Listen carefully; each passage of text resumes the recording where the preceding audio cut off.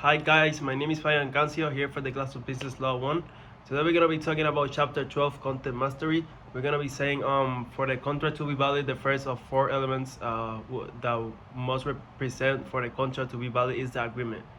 And we're going to explain what is the agreement, explain it in the contract law. Also we're going to do we're gonna put some definitions, some key terms, also explaining the requirements for an offer, the methods that can be utilized to determine an offer, and what constitutes an acceptance. So starting us with my content mastery here, I'm gonna be talking about in contract law. A contract is an agreement between two or more parties that is legally enforceable. For a contract to be valid, there are four essential elements that must be present. The first of these elements is agreement, like I said before. Agreement, which is a foundational concept in contract law. So we're gonna be talking what is agreement. So agreement refers to a mutual understanding between parties about their rights and obligations. It involves two main components, that is the offer and the acceptance.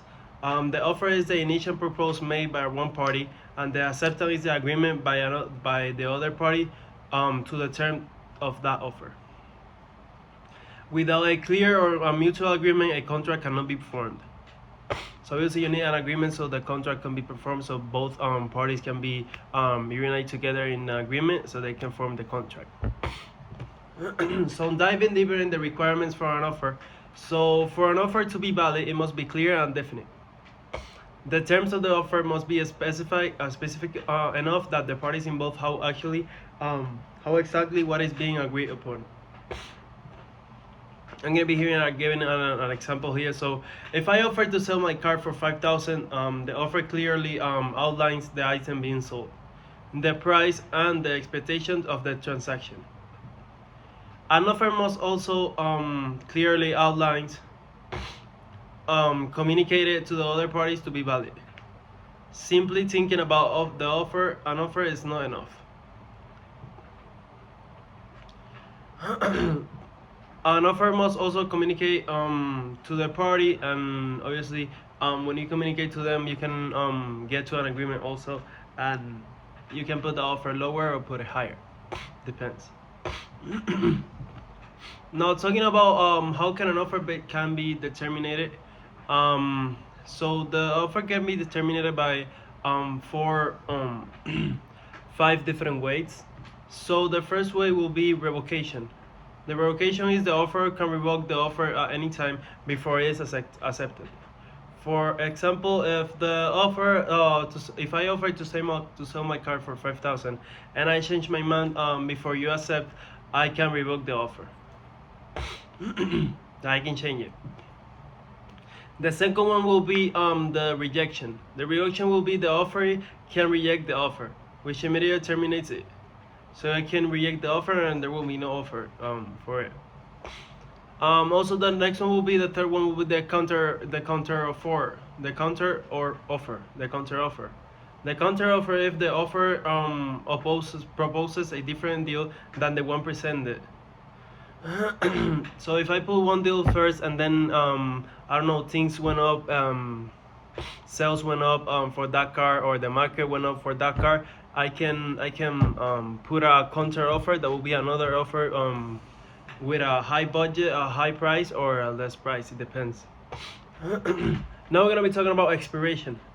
So if the offer is made with a limit at time and the time expires without acceptance, the offer is terminated and it cannot be used no more. The fifth and last one is the death or insanity. The death or insanity is of either offer or offer. If either the one that's gonna buy or the one that is selling the product dies or becomes legally incapacitated, the offer is automatically terminated also.